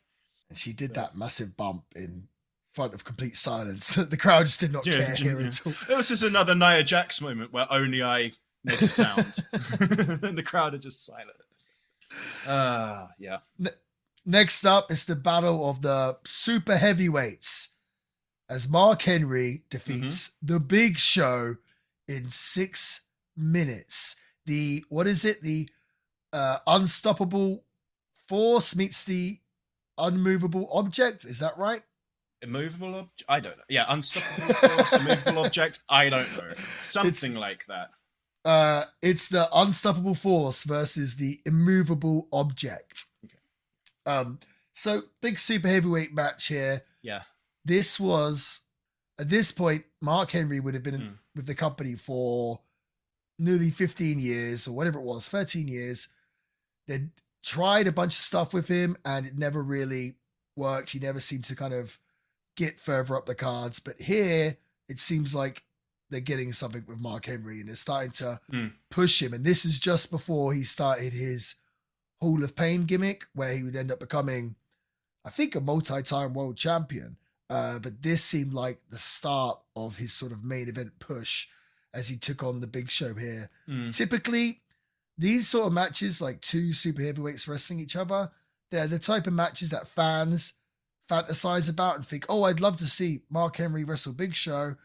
When in reality, when you actually do the matches, when it's two really big guys, they can't really do too much for each other. Like it's very difficult for them. But they kept this quick, only 6 minutes long. I thought overall it was fine. I think the main takeaway from this was after the match. So Mark Henry beats Big Show, and he gave him quite a couple of World's Strongest Slams. He gave him a couple of big splashes. And then after the match, he continues to attack Big Show. He does the Pillmanizer, where he puts the chair on Big Show's leg, wraps it, and hits the Vader bomb onto the chair. And they really make a big deal of this angle, and they give it a lot of time. I think they bring a stretcher out, and they bring the ambulance cart out, and they're really setting it big that they get so serious. They take it over to the commentators and they give like a serious talk about the whole thing, and they'll say, oh, we'll hope to give you an update later in the night.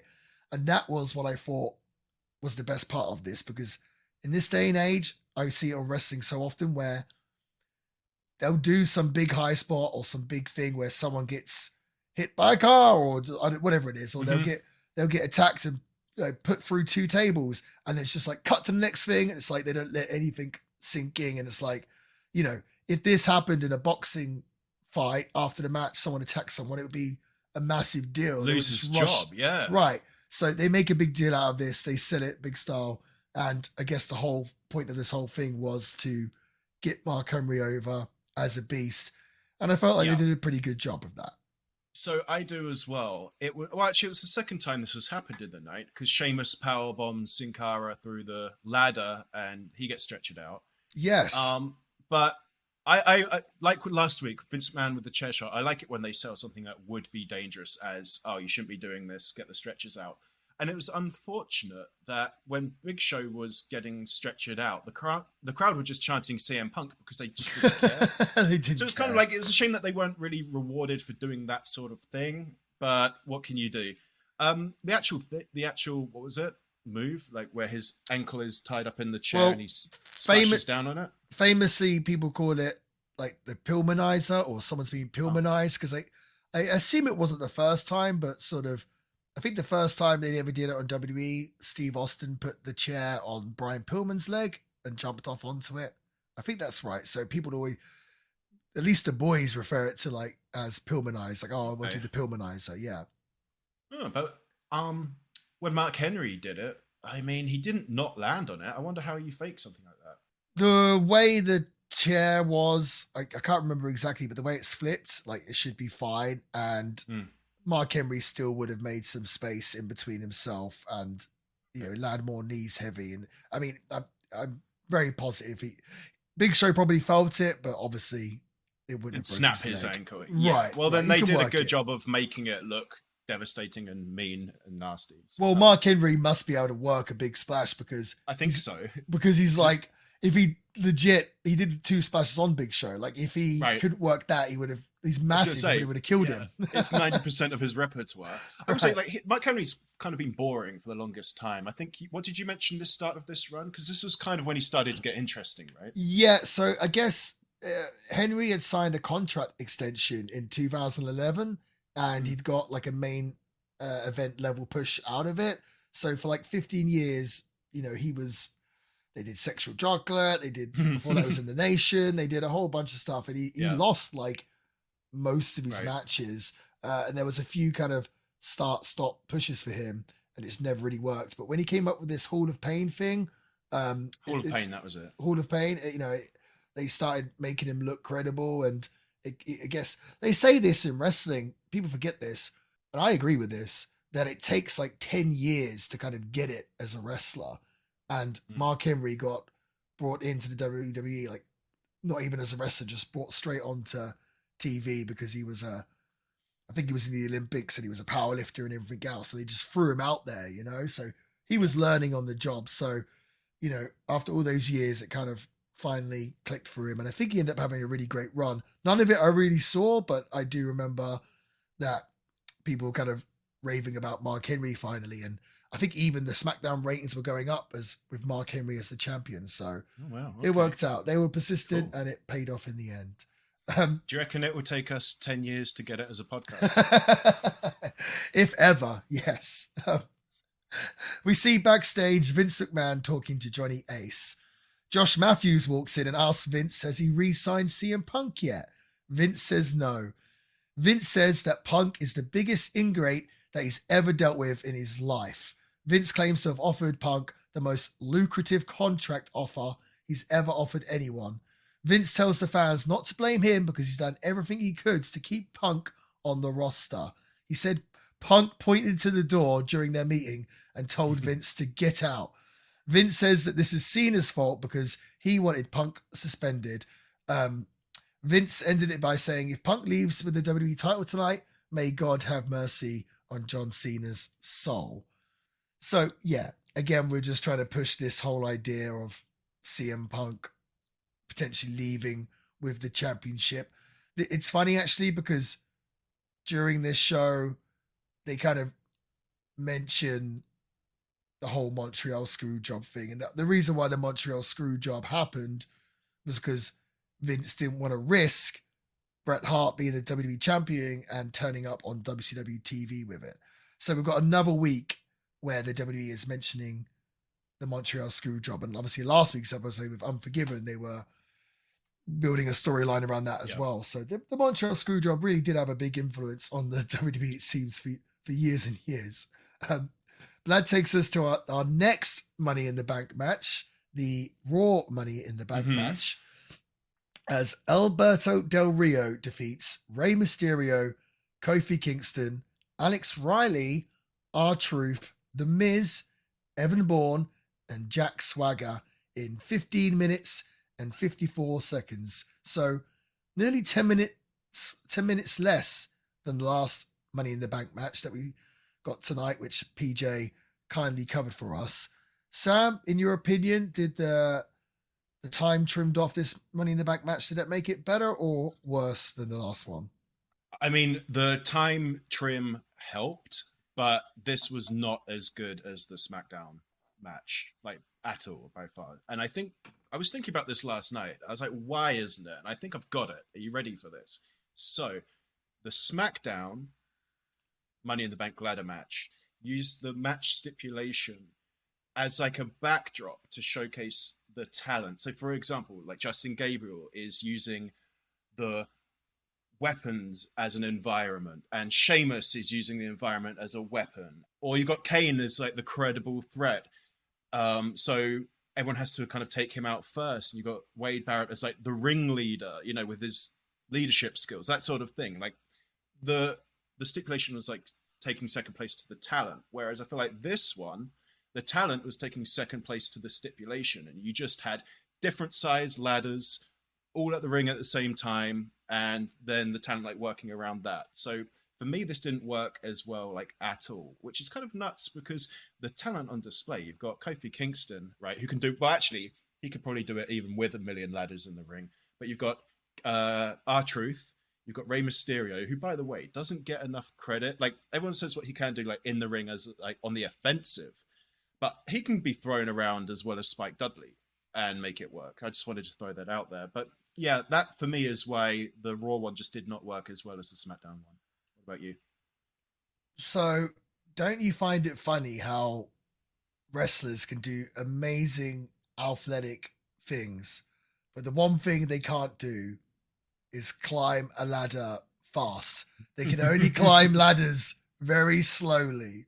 But there's actually a point in this match where someone's climbing the ladder, like, and they're up near the briefcase, and all of a sudden Jack Swagger runs in and like sprints up the ladder. He sprints up the ladder, and it's like, why can no one else? You can do it, yeah. Right. Why can no one else climb ladders? Like, wrestlers climb ladders very slowly. Another thing that wrestlers do in ladder matches, the old cliche of we start off with smaller ladders, realize that they're not tall enough, then start getting progressively bigger with the ladders. But I think it was in this match, I think it was this one. Like, at the start, people are climbing a ladder that is no way near big enough to reach the briefcase. Like a step ladder. Right. Like, how do they even think like this would be close to it? Like, they kind of made themselves look silly trying to climb these small ladders to get the briefcase, which is so high above the ring. So that, I always think the trick with a good ladder match is, so the only way to win is to reach the briefcase or the championship or whatever is up there. So what I find in a lot of these more modern ladder matches is that a lot of the times the wrestlers concentrate so much on setting up the spots, and they take the eye off the prize, which is climbing the ladder and grabbing the thing. And it kind of takes away from the match, because the whole match should be about trying to win. And there's points in this match, and maybe the previous one, where there's a guy in the ring on his own. There's all guys on the floor just like waiting. And rather than set the ladder and climb it, he's setting up like his next stunt or something. Move, so for me, these matches aren't really for me. I loved the Razor Ramon and Shawn Michaels ladder match. I really enjoyed the Rock's ladder match with Triple H from SummerSlam 98. These ones where it's multi-men, I don't really enjoy them because, again, they kind of take away from what the point of the match is supposed to be. I think the best, if I ever do a ladder match, which I've only done a few of them, for me, the whole match is just climbing the ladder. Let's just keep climbing the ladder. Pull me down, you climb, I pull you down. That's it. We're just going to fight, and obviously do spots in between. But when you're setting up like ladders on the barricade from the ring and doing all this stuff where you're putting ladders together, and I just think you're taking your eye off the prize and you're taking away from what the match is supposed to be. Like, there's only so much we can kind of suspend our disbelief. I mean, in the first match, they put Sin Cara through a ladder, as you mentioned, and they're like, oh, they put him through the steel ladder, and it's clearly a ladder made out of wood that they've painted to look like steel because it breaks, and you just see like all the wood chips popping out of it. I thought that was pretty funny. But no, there's some great talent in this match. Evan Bourne's in there, Matt Sydal, another guy I know really, really well. In fact, I do remember this conversation. I remember thinking back, maybe I did watch this show because I remember seeing Pac at the time. And I was like, oh, I just watched Money in the Bank or whatever. I remember him asking me, oh, did Matt Sydal do anything in it? And I said, oh, yeah, he did the shooting star press off the ladder. So maybe I did watch this at the time. Well, obviously from last week's, we know that I'm not a massive fan of gimmick matches. So to do an 8-man with these ladders, I'm just kind of like, whatever. I did think it was a bit of a shame here. The finish I thought was a great finish when Del Rio is up there with Mysterio and they're fighting back and forth, and then Del Rio just takes his mask off. Great spot, and the crowd reacted accordingly. Right. And obviously the idea was he would take Ray's mask off, Ray would fall off, and he would grab the briefcase. But somehow he takes the mask off Ray then falls onto another ladder, which then kind of bounces back, kind of hits the ropes, then back into the ladder that Del Rio's on, which like slowly falls over with Del Rio on, and you can just see him being like, oh damn it. So he like kind of slowly falls down like on top of other ladders. It's a big mess, and he just has to set the ladder back up, climb up there to grab the briefcase. But I mean, yeah, I couldn't really say if I thought either match was better or worse than each other. To me, they all kind of just blend into the same thing, if that makes sense. Okay. For me, as a connoisseur of gimmicky matches, I can say that the first one was a lot better for me, but they did, to me at least, they were two completely different styles of match, just with the same stipulation, like I tried to get across earlier. This one didn't work for me so much, and that might surprise you as somebody who loves the hardcore battle royal. I love chaos, but I preferred like the cleaner storytelling of the first one, which we talked about with PJ. So, for example, Kane, they have, like, I don't agree with you when you say, I'd just be getting up the ladder, like nothing else. It's like, well, they were trying to use tactics. So it's like Wade Barrett's in the ring with someone else big. Maybe, was it Cody Rhodes? I can't remember who. Oh, Sheamus. And they're both looking at it. It's like, well, we can't just climb a ladder. We have to take out Kane. That's priority number one. So all of that stuff kind of made sense to me from a story perspective, a match story perspective. And I don't think there was much of this at all in the Raw one, which is the difference.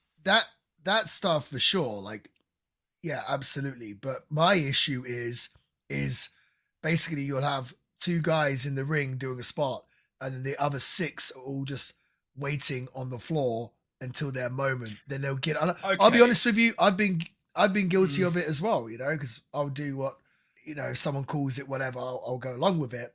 And it's like, what's the story that these guys, all 6 on the floor, they're all unconscious until they're not, and then they come back and do something, then they get unconscious again. Do you know what I mean? Like, that's kind of my problem with these matches, that I just think, like, if you ever watch, there was a WWF pay-per-view called Fatal 4, and it was main evented in a Fatal 4-way between, I want to say, Brett, Austin, Taker, and Vader. And it's one of the only Fatal 4-way matches that I've seen. And at the time, it was probably a new concept for them. Probably the first one that all 4 men had done. And they worked the match like a shoot. It's like the whole match is like the 4 men in the ring at the same time, just all fighting each other. When you're a kid and you'd be like, all against all.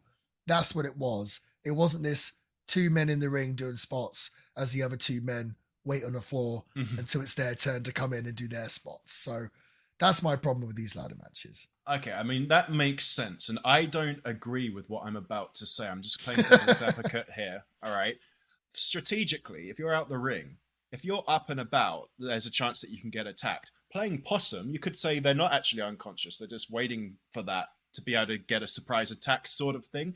Again, I don't believe what I'm saying. I'm just trying to play devil's advocate here. It's a possibility. But yes, it doesn't go unnoticed, right? That the spotlight is on 2 people at a time until the time is right for the third one to come in and intercept.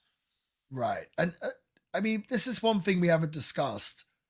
So it was a while back where WWE turned sort of stipulation matches into pay-per-views. So they made Hell in a Cell pay-per-view TLC pay-per-view, Money in the Bank, Elimination Chamber. I'm not a big fan of that whatsoever. Like, I don't think it should be Hell in a Cell match. I think we should have a Hell in a Cell match when a feud sort of suits a Hell in a Cell match. It's called for. I don't think it's like every year, oh, we've got the Hell in a Cell match. Who should we put in it this year? So that I really don't like. But with the Money in the Bank, I think it works better.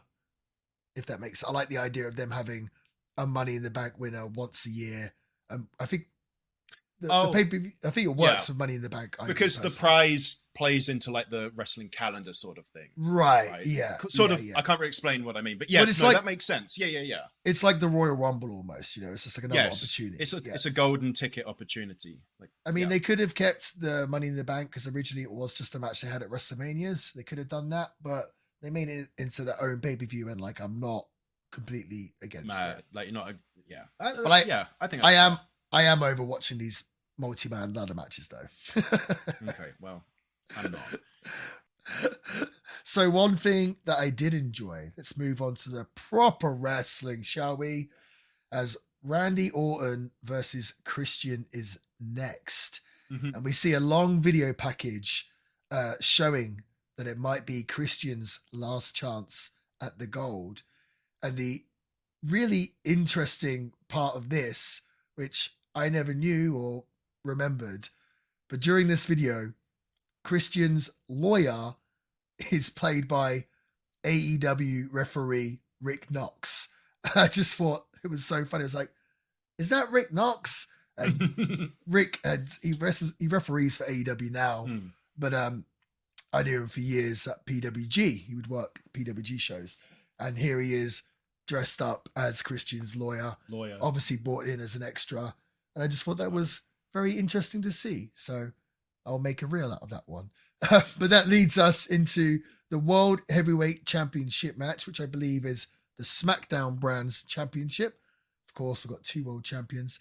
And this match is interesting because the stipulation is if Orton gets disqualified, or if there is even poor officiating, he will lose the championship, which basically leads into Christian defeating Randy Orton via disqualification because of a low blow to win the world championship. So this, I thought, was a great piece of TV, great piece of wrestling business. Christian winning the world championship by getting kicked right in the nutsack. Yeah. It's a first. Well, I hope it's a first. Imagine if it turns out there's a long legacy of people winning by getting kicked in the nuts. But for me, it was a first. Very unique. That would be a unique gimmick if they had a wrestler that just his finishing maneuver was getting kicked in the nuts, and he won all his matches just by getting kicked in the nuts. It was good. Like, of course, Chris. Like, if someone's going to try something like this, it would be Christian.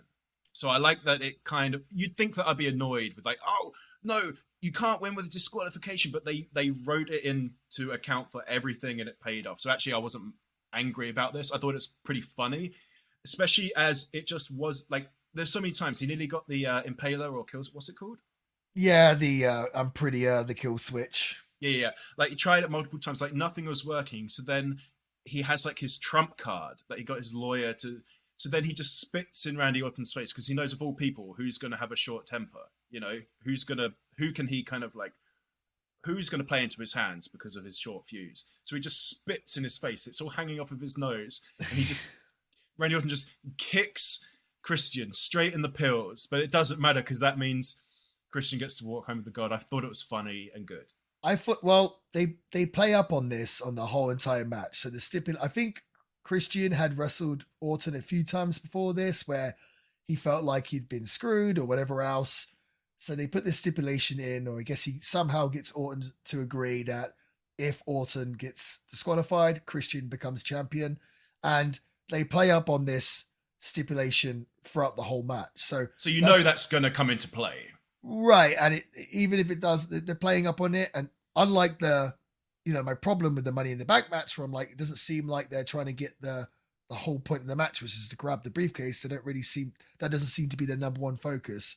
Here in this match, it seemed like they were doing a much better job of telling that story. I think even the start of this match, Christian gets out the ring, the bell rings, he gets out the ring, gets a chair, throws it at, or gives it to Randy Orton and turns his back, and he's like, come on then, hit me. Because if he did, Orton, then boom, Christian would have been a world champion there and then.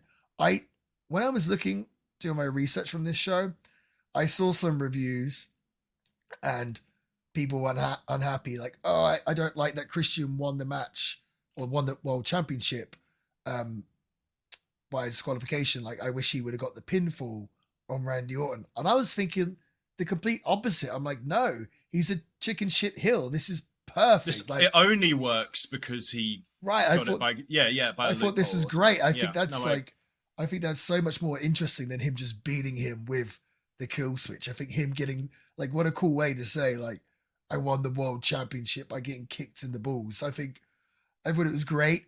It was perfect for Christian's character. I agree. I guess this brings my question. So Christian was a world champion on the SmackDown brand a couple of times. That is one thing the brand split made happen to wrestling, was because there was Raw and SmackDown, there end up being two world champions.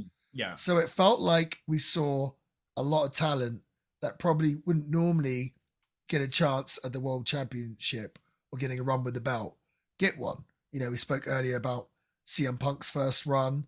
Like Jack Swagger was the world champ for a minute. We finally see Mark Henry win the belt. There was a whole bunch of guys that I think won the world championship that you think, I don't know if they're like, if there was only one championship, they probably wouldn't get the chance to do it. Christian won the world title, I want to say twice. Do you think Christian sort of cemented himself as a legit main eventer? Do you look at Christian as a legit main eventer? Or do you think I always just see him as a mid-card, upper mid-card? Because there's no argument with Christian's talent. I think he's a phenomenal wrestler. Great. Me personally, I'm not 100% sure if I ever perceived him as a legit main eventer. What say you, Sam? Whoever thought that he should be winning clean by pinfall against Randy Orton is insane, because look at him and then look at Randy Orton. There's no other way he could possibly win. But yeah, that leads me to your point, is the fact that you look at him and be like, he could never win legitimately, probably means that he's not the caliber of person to probably get the belt either legitimately, which he didn't, which is fair enough. But yeah, if there was only one belt, there's no, I don't think so. And I can't remember which episode it was, but I've never seen Edge or Christian. I know people give Edge more credit than Christian, but like as like a main singles, like main competitor, I've never saw either of them of that caliber, to be honest. Oh, so you don't even really consider Edge a true main eventer? No, I don't. Wow. Yeah. Maybe it's because our era, they were just firmly a tag team. I will say this, Christian, I believe he goes by Christian Cage now, and he definitely did in his TNA run, which I think, because he left the WWF, worked for TNA for years, and that was kind of where he got his feet wet as a main eventer, was TNA champion, and that kind of, you know, showed at least WWE that he could hold main event matches and everything else. I feel like the name Christian Cage sounds more like a main eventer or a main event name than Christian does. Christian does sound just like one half of a tag team. Oh, of course it does. Yeah, just one single name. Yeah, for sure. This match, though, well, we'll say this match was really good. I love Randy Orton. I know a lot of people hate on Randy Orton. Oh, people think he's boring. I don't think he's boring. I don't think he's boring. I think he's one of the best wrestlers of all time. He looks just insane here. His physique is just incredible. If I had to say, if someone put a gun to my head and said, like, who's your number one man crush? Because, of course, I don't have like a list or anything, but definitely have a man crush on Randy Orton. I think he looks just phenomenal. Just such a, like, he looks like a WWE superstar. But the match when I was watching the match, I thought, oh, he's actually a good-looking lad, and I wasn't going to bring it up because I knew that you would eventually bring up his physique or looks. Right. We always, every episode, it's usually Steve Blackman, but this time it's Randy Orton. He gets our praise. And then after the match, so Christian wins by disqualification. Yep. And after the match, Randy Orton loses it, and was it twice he tried to RKO Christian through the announcer's table? Both times did not break. Didn't break. But his facial expressions here and Orton, incredible. I don't think it told a good story that Christian's like completely beaten up and destroyed, yet he's got the world championship. So good piece of business. But yep. I think we should get into the match that everyone has listened to this show for. Boom. Of course, I'm talking about CM Punk versus the champion John Cena. So the crowd chants CM Punk for like 2 or 3 minutes before they even played John Cena's music. And then when Cena's music finally does play, the crowd boos heavily. There's no surprise there. The whole thing is pretty overwhelming. And Punk is there in the ring kind of clapping for John Cena. Also interesting note, Colt Cabana and Ace Steel at ringside. I'm not sure if you noticed that. They're in the front row. They show them a couple of times. But yeah, here it is. The WWE Championship. If Cena loses the title, he's fired.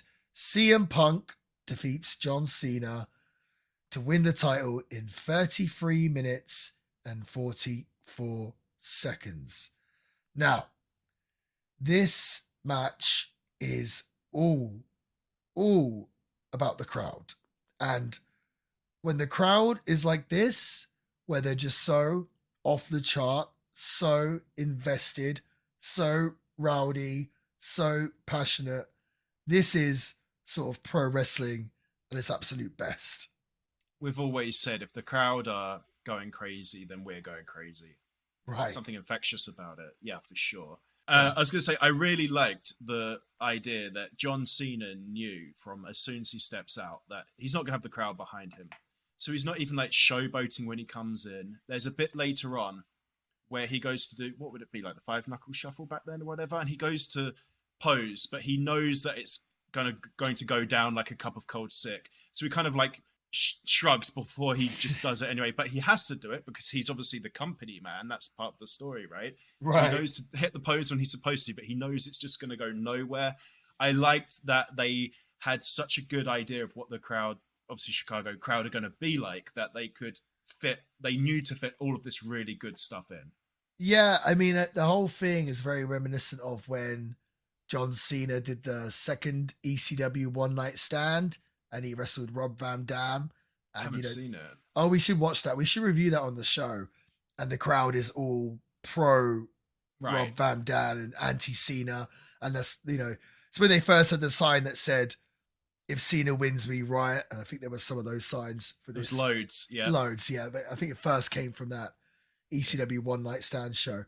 But yeah, this is the match that everyone remembers this show for.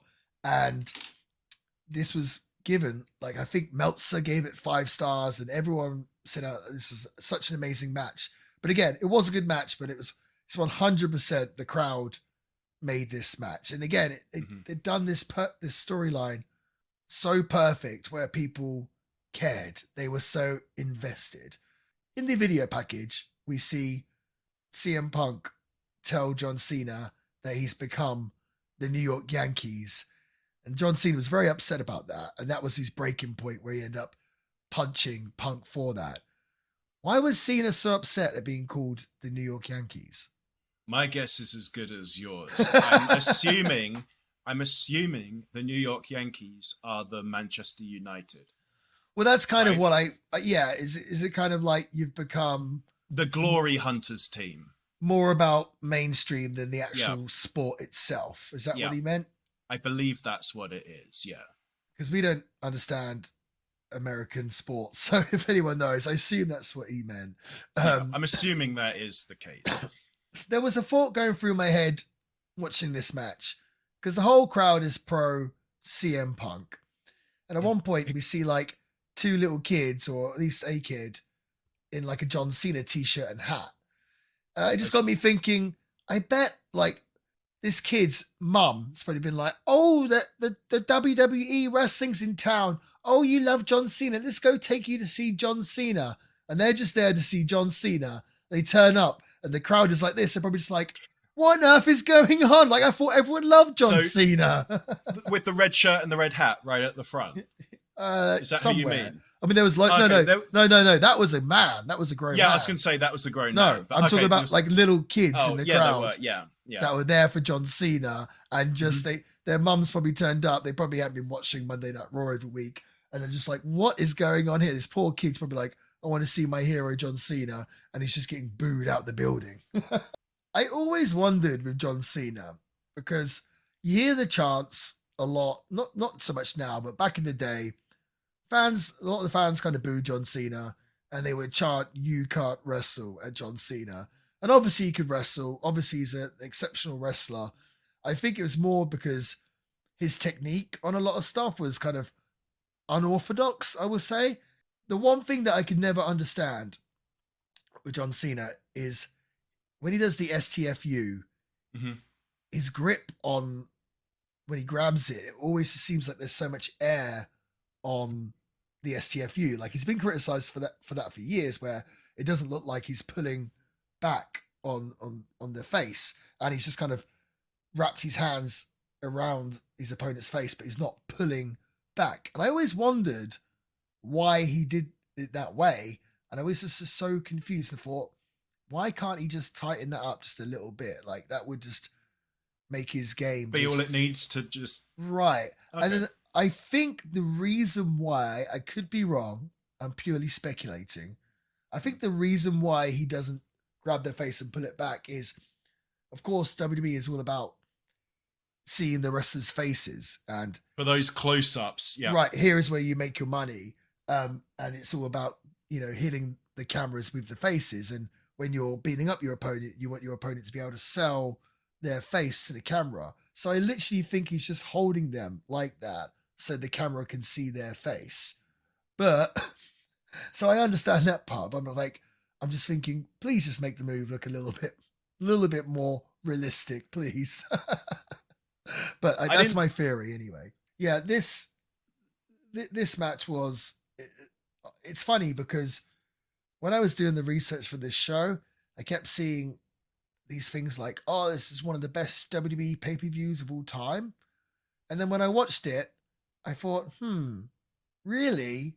To me, it's kind of like a one-match card. Like, Christian and Randy Orton was really good. But this was like the only thing I thought on the show, which was terrific. And I think the reason why people say this is one of the best pay-per-views of all time is because this show seemed very much like a changing of the guard. So Daniel Bryan Danielson, who'd been an internet favorite for years and years and years, finally gets the push. They make, he wins the Money in the Bank, when I think the favorites were either Cody Rhodes or Wade Barrett to win it, and they went with Bryan.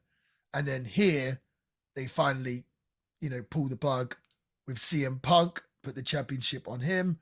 So again, I think the reason why the fans look at this as such an amazing show is because it was the time when WWE it seemed like they changed what they wanted out of a wrestler. Because before this, it was all John Cena and Batista and all sort of big Sheamus, all big guys.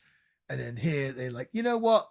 The smaller guys that you all love, we can run with them. We can run with a Daniel Bryan. We can run with a CM Punk, etc. So I think fans kind of romanticize this show because of that, personally. If you had the same love of gimmick matches as I do, which you don't understand that, then you would think that this card was a lot better than just the final match. I do think that, because for me, I agree with what you say. For you, I can see why you feel that way, for example. And also I feel like your points of what slightly annoying people would call a paradigm shift, that change in wrestling this marks a turning point, I completely understand and agree with. But for me, no, this wasn't just a one match night at all, like as far as I'm concerned. So no, it was a great, like it was bookended for me with great matches. We had a banger opener, and I know you don't like the gimmick matches. Banger opener, banger closer, mixed bag in between. Well, Not even a mixed bag, because like Christian was really, the Christian match was really good. no, I thought that was. I don't think it was a one match card. I just think, to me, there was only one match on the show that was like terrific. So I was confused as to why people were suggesting that it's one of the greatest WWE pay-per-views of all time. That I did not get that vibe at all from Wow. watching this show. The Money in the Bank matches, they're fine, they're fun to watch. I'm saying they're not really for me. They were entertaining, I guess, but again, not really my cup of tea. And the Orton and Christian match was decent, but they actually had much better matches. They had a really good match at SummerSlam, really good match at Over the Edge. The Cena and Punk match, obviously, amazing, incredible match. But I think people just say this is the greatest pay-per-view of all time because of the reason that I mentioned and because of this match in particular and because how awesome the crowd were. Like you said, you enjoy these Money in the Bank matches, which is totally cool, but these matches weren't being talked about years and years afterwards. Okay, that's fine. I think there's one more thing people might be talking about when they talk about this pay-per-view. I don't do crazy amounts of research because I'd find that disingenuous, that I don't know this stuff beforehand, so why would I arm myself? But I did Google Money in the Bank 2011, and this picture of the poster or whatever comes up, and it's Big Show in a nightcap and Hornswoggle in a nightcap getting read a bedtime story by the Big Show. And I thought it was a meme or like a Reddit, like a fan thing. I was like, oh, that's hilarious. Carry on. Go on Peacock. Look at Money in the Bank 2011. I'm like, oh my, see the thumbnail. I'm like, oh my God, it's actually real. That was a bizarre show poster. I mean, it seems bizarre to not have CM Punk on the show poster or Punk and Cena. I think so. They have to do that sort of stuff like really far in advance. And I think the CM Punk stuff all kind of happened sort of within the last month leading up to the pay-per-view, where that poster might have been done 4 or 5 or even 6 months before the pay-per-view.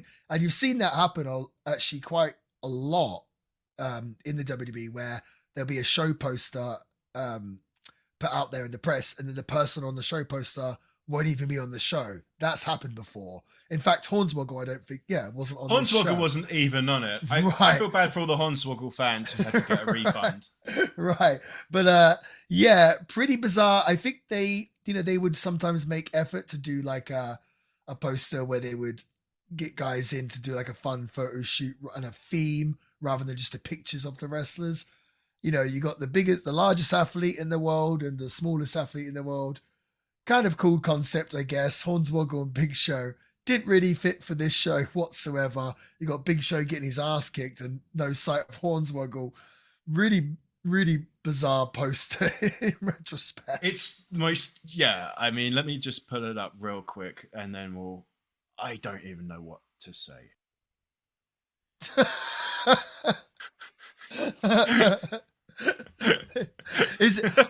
I get it.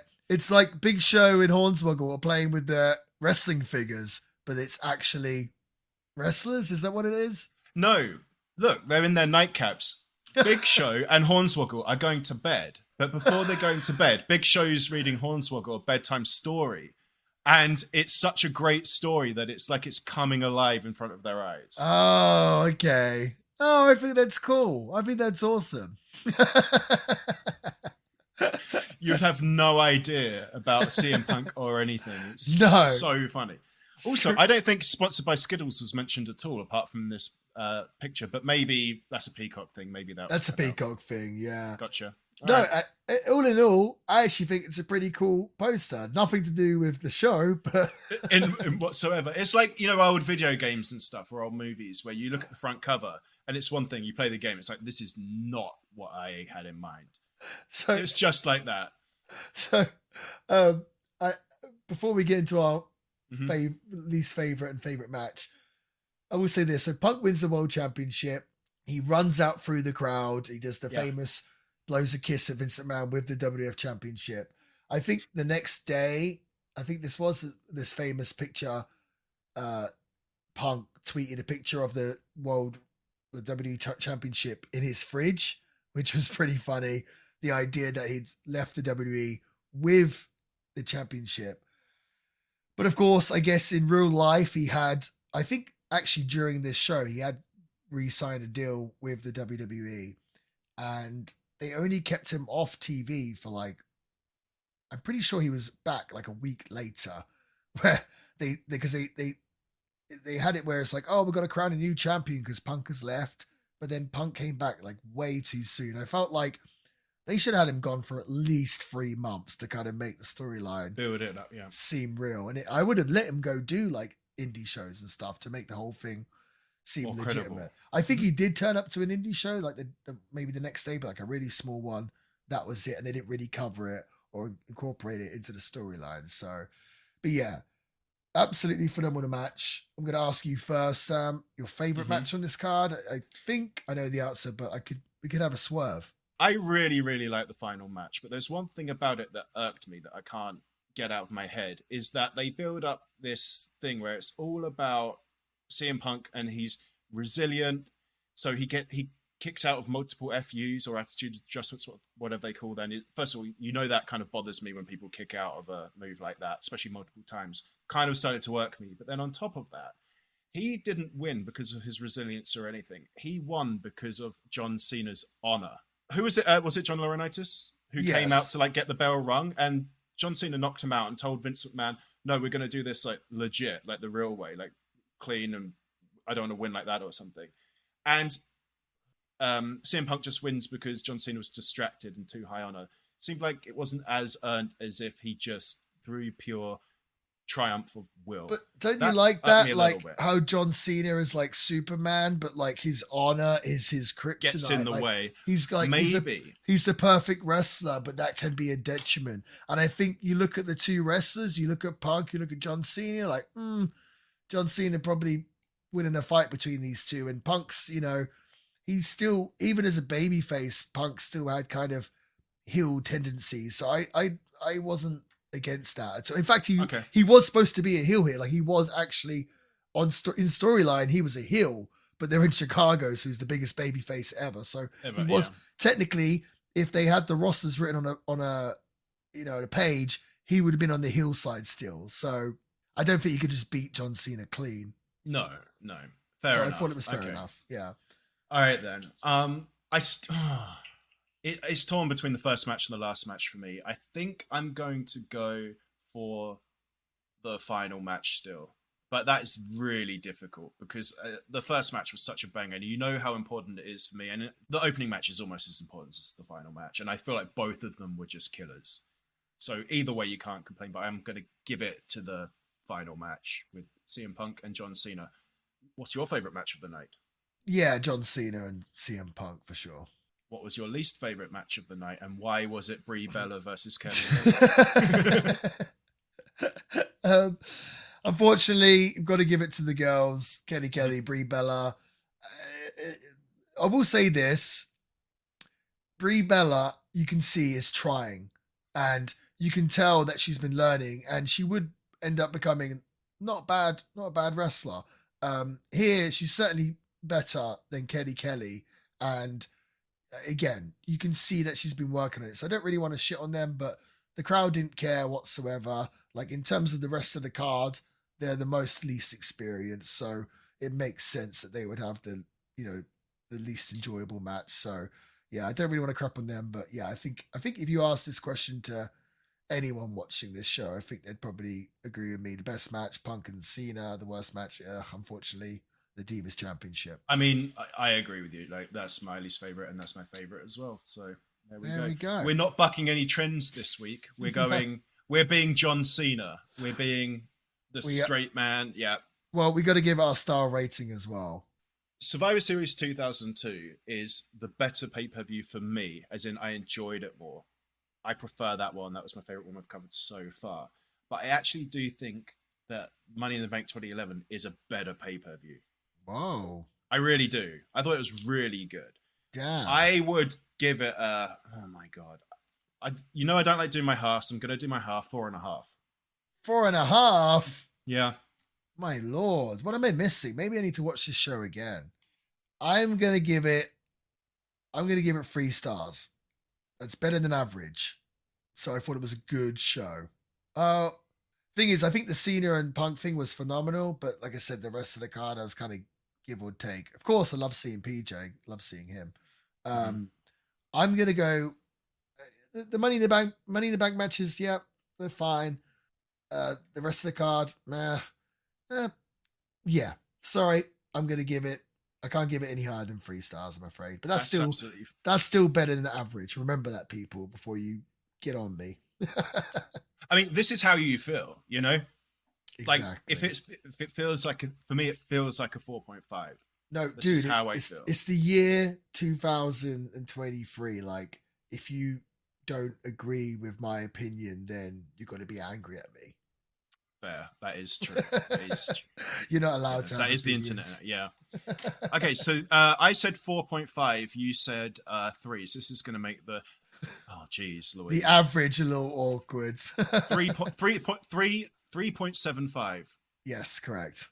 Cool. All right. There we go. I mean, I think that's really good. Like, that's nearly 4. Exactly. Which is that's going to be great. top of the ranks. But yes, we've kind of screwed ourselves though, because we're always like, wrestling used to be better, and the most current one we've ever covered has probably the highest score. Well, guys, it was good. It was good. Of course, we'd had some shows that weren't so great for quite a few weeks, so we needed to see a strong show. And the people suggested Money in the Bank 2011, so we hope you enjoyed it. If you enjoyed us doing a more recent show like this one, 2011, please let us know. Of course, we're on the Instagram at The Villain Pod. We post on there every day, so come get interactive with us on there. The same handle, The Villain Pod, on TikTok, and of course our YouTube channel. And I guess we're going to have to find a show to do next week. And I have a long list of many of the listeners' suggestions. So please be patient. I'm sure we'll get through them all at one point or another. But at the moment, we're only doing one show a week, and that's until our Patreon comes along, of course. So, I thought that was a pretty damn fun show. Sam, it seems like you agree. So do you want to see us out? I will do indeed. And again, thank you for whoever or multiple people who answered our poll. What do you want to see? Especially thank you for everyone who recommended this one. For me, it was awesome, and I just really enjoyed covering it anyway. So thanks for that. Keep the ideas coming. On the long enough timeline, we will get through them all. We will. And so many good ideas. A big thank you to PJ Black, obviously, Justin Gabriel, for coming on the pod, being our first ever interviewee on the show. Yep. That was awesome. All right, guys. Well, tell us what you thought of the episode on IG and give us a follow. But until then, have a good week. Till next week.